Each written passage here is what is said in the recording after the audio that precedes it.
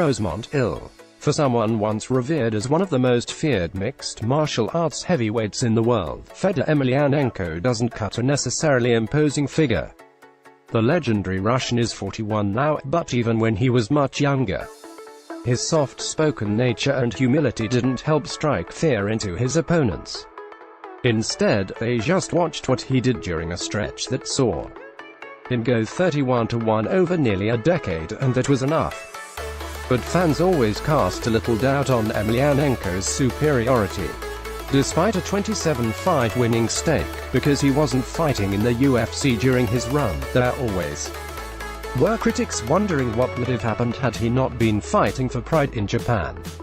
Saturday, Emelianenko, 36-5 mm at 0-1 BMM, might be able to chase some of those questions away when he fights Frank Mir 18-11 mm at 0-0 BMM in the Bellator 198 main event at State Arena in Rosemont, Hill, near Chicago. When Emelianenko was ruling as PRIDE's heavyweight champion, Mir won the UFC's heavyweight title in 2004, then its interim heavyweight belt in 2008.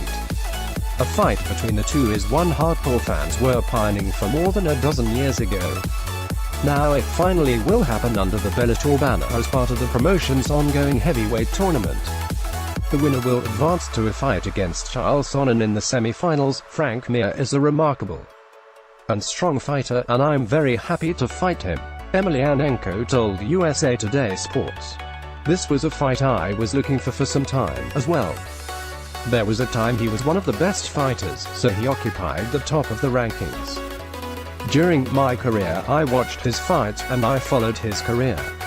I'm quite aware of his fights, but when it comes to wondering about his legacy as one of the all-time greats, Emelianenko falls back on his humility.